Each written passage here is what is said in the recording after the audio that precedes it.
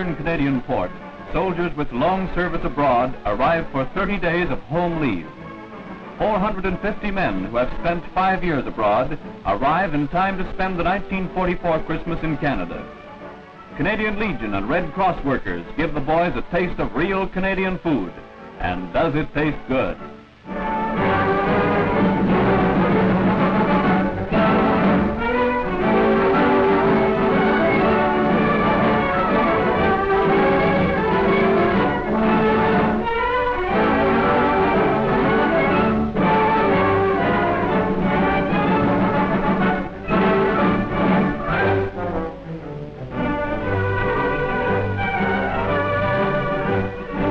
In Montreal, the band of Military District Number 4 leads the welcoming parade. At the distribution center, the leave men embark on trains for points east and west.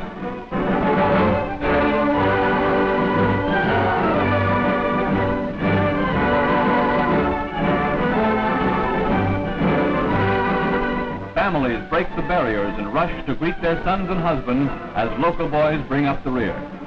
The station becomes a swirling mass of happy humanity as the veterans are greeted by loved ones.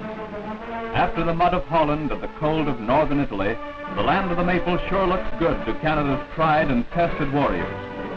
30 days of heaven is the reward for the inferno of Casino and the crucible of Cannes.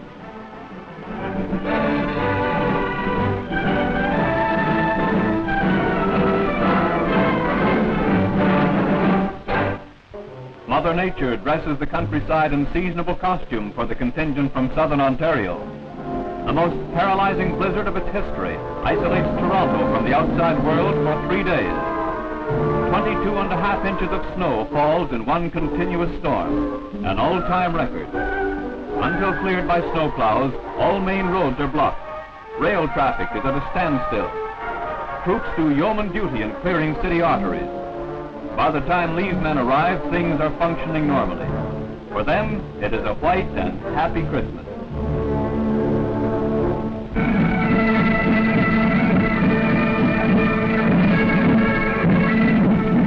The venerable Flanders Castle of Ghent, Belgium, looks down on a ceremonial parade of the 3rd Canadian Division. The occasion is the presentation of the Ghent Medal of Honor to the city's Canadian liberators. From the castle courtyard, masked pipe bands lead the procession across the canal bridge onto the Hôtel de Ville.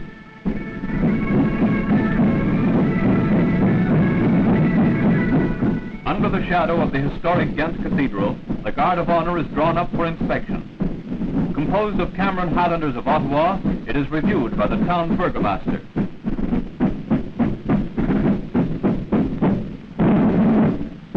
As a return gesture, 3rd Div makes a presentation of colors to the city.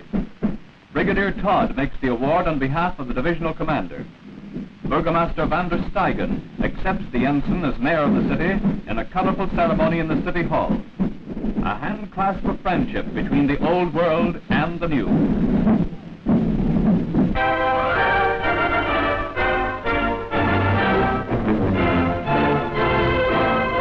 From the Royal Canadian Air Force headquarters in Ottawa, the story is released of a well-kept war secret. A flying suit is developed to prevent fighter pilots blacking out in power dives. Blackout means temporary unconsciousness caused by centrifugal force in diving aircraft. Electrodes on head and chest register the reactions of the flyer as a test is made without the flying suit. To simulate a speeding plane, a device called the centrifuge is used. The machine whirls a man around as he sits at the controls, which are the same as in a plane.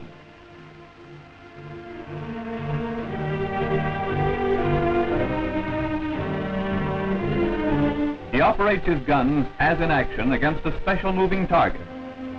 While all this is going on, the airman's heart action is recorded by means of an X-ray machine. An electronic control system keeps the centrifuge spinning at the desired speeds as the experiment gets underway.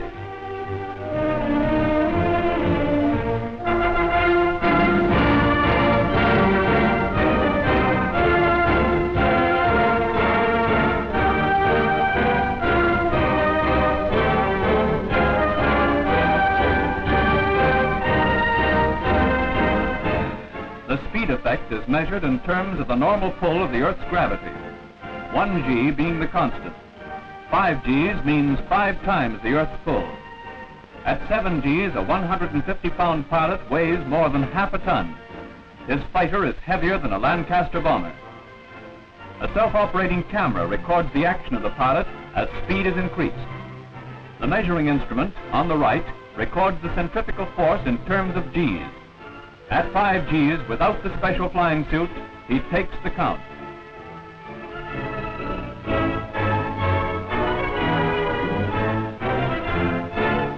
A graph records the reactions of various organs of the body.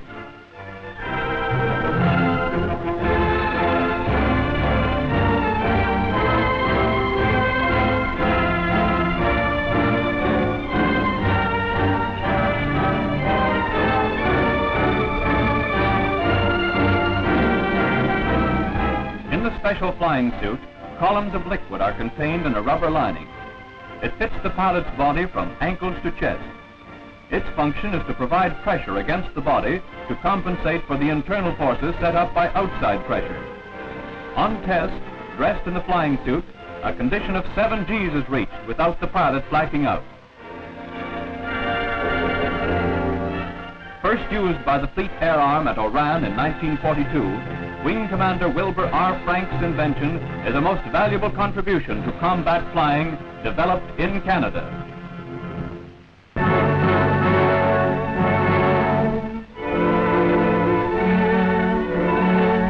The Moz River remains the line of demarcation between the enemy and forward units of the 1st Canadian Army.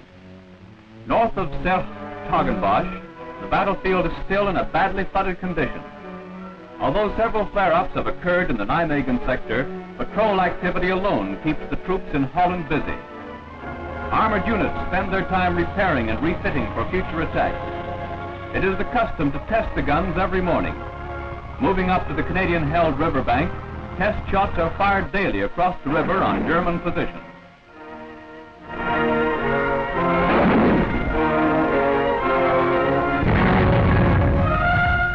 Reconnaissance units continually probe enemy positions.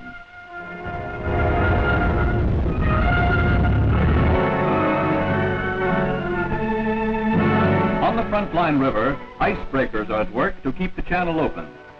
To a field company, the RCE goes the task of clearing the ice from around the pontoons of a bridge to avoid packing.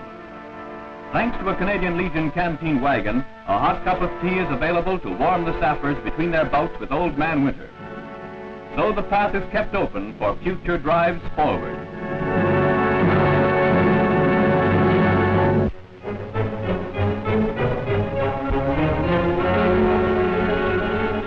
In northern Italy, artillery prepares the way for a drive to the enemy line on the Senio River.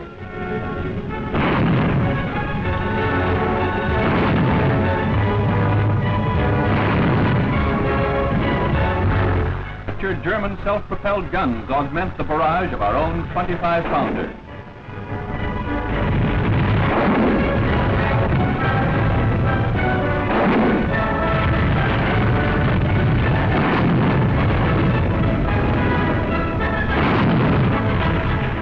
Striking north tough night battles, the Munio Canal is crossed and enemy strong points overrun.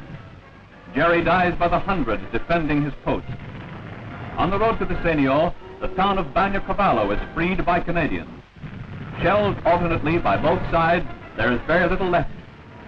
The tower of the cathedral was used as an enemy OPIP.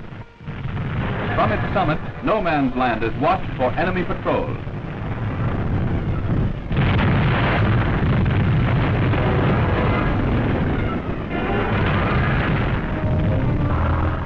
In the brief respite after the objective has been reached, maintenance of gear and vehicles is attended to. Weapons are cleaned and captured equipment checked over. There is time for a little relaxation before the signal comes through to advance.